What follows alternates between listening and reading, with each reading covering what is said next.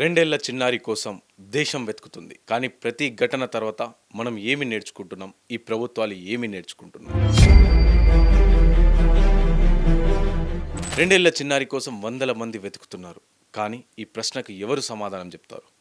ప్రమాదాలు జరిగిన తర్వాతే ఎందుకు ప్రభుత్వాలు మేలుకొంటాయని ఎప్పటికీ ఆగవు. ప్రతిసారి ఒక బోర్వెల్లో చిన్నారి పడినప్పుడు, ప్రతిసారి ఒక చిన్నారి అదృశ్యమైనప్పుడు మనం కొవ్వొత్తులతో వెలిగిస్తాం అండ్ కొవ్వొత్తుల ర్యాలీలు తీస్తాం.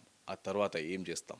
అసలు ఇవన్నీ ఇప్పుడు ఎందుకు మాట్లాడుతున్నామంటే, తూని మండలం పరిధిలోని పామాయిల్ తోట ప్రాంతంలో పనిచేస్తున్న కుటుంబానికి చెందిన రెండేళ్ల చిన్నారి అదృశ్యమైంది.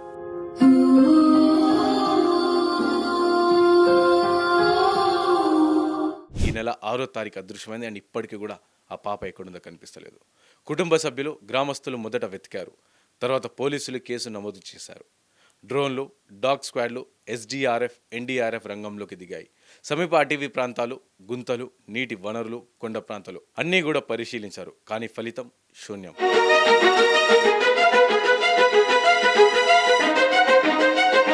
ఆ తల్లి ప్రతి అడుగు శబ్దాన్ని తన బిడ్డదేనేమో అని ఆశగా ఎదురు చూస్తుంది. అండ్ ఇది ఒక్క ఘటనే కాదు, ఇలాంటి చాలా ఘటనలు ఉన్నాయి. అండ్ గతంలో దేశాన్ని కదిలించిన ఘటనలు చాలా ఉన్నాయి. 2006లో కురుక్షేత్రంలో ప్రిన్స్ బోర్వెల్ ఘటన,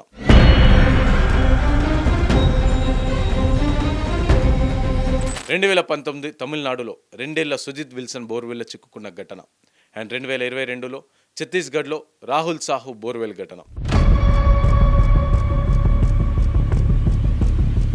అండ్ తెలంగాణ, ఆంధ్రప్రదేశ్ సహా అనేక రాష్ట్రాల్లో ఓపెన్ బోర్వెల్లో చిన్నారుల ప్రాణాలు తీసిన ఘటనలు చాలా ఉన్నాయి.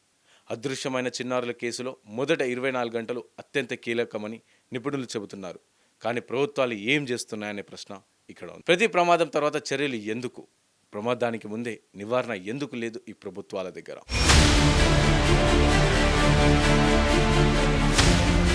తల్లిదండ్రుల బాధ వాళ్ళకి కనిపిస్తలేదా? పిల్లలు కనిపించకుండా పోతే గడియారం ఆగిపోదు, కానీ తల్లిదండ్రుల జీవితమే అక్కడికే ఆగిపోతుంది.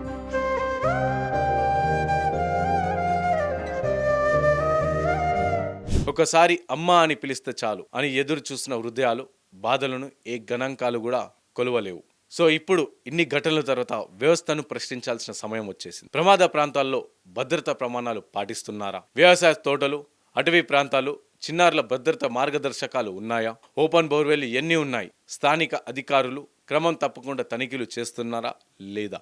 గ్రామీణ ప్రాంతాల్లో సీసీటీవీ, ఎమర్జెన్సీ అలర్ట్ వ్యవస్థలు ఉన్నాయా? అదృశ్యమైన పిల్లల కేసులో స్పందించిన సమయం ఎంత?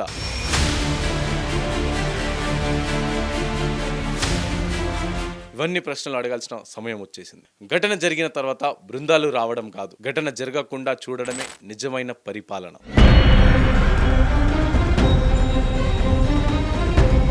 రక్షణ చర్యలు కంటే నివారణ చర్యలు ఎందుకు బలంగా లేవు ఈ దేశంలో? ఒక చిన్నారి ప్రాణం కంటే అత్యవసరమైన పని, అత్యవసరమైన ఫైల్ ఈ ప్రభుత్వాలకి ఏది ఉంది? ఎందుకంటే ఇప్పటికీ 10 రోజులు అవుతుంది, ఇంకా ఆ చిన్నారి జాడ దొరకలేదు. భారతదేశంలో ప్రతి ఏడాది వేలాది మంది పిల్లలు అదృశ్యమవుతున్న కేసులు నమోదు అవుతున్నాయి. అని చాలా మంది పిల్లలు తిరిగి దొరికినా ప్రతి కేసు వెనుక ఒక కుటుంబం నరకయాతన అనుభవిస్తుంది. గణాంకాలు ఇవి సంఖ్యలు కావచ్చు, కానీ ప్రతి సంఖ్య వెనుక ఒక కుటుంబం, ఒక బాల్యం, ఒక ప్రపంచం ఉంటుంది.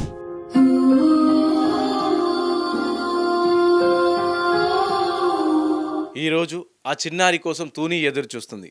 రేపు ఇంకో గ్రామం ఎదురు చూడకూడదు. ప్రతి బోర్వెల్ మూసివేయాలి, ప్రతి ప్రమాద ప్రాంతం గుర్తించాలి, అండ్ ప్రతి చిన్నారి సురక్షితంగా ఇంటికి చేరాలి.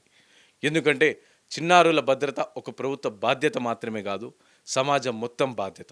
ఈ కథ ముగియలేదు. ఆ చిన్నారి ఇంటికి చేరే వరకు ఈ ప్రశ్నలు ప్రభుత్వంపై ఆగవు. జర్నలిజం లక్ష్యం ఆవేదన చూపడం మాత్రమే కాదు, జవాబుదారీతనాన్ని డిమాండ్ చేయడం కూడా.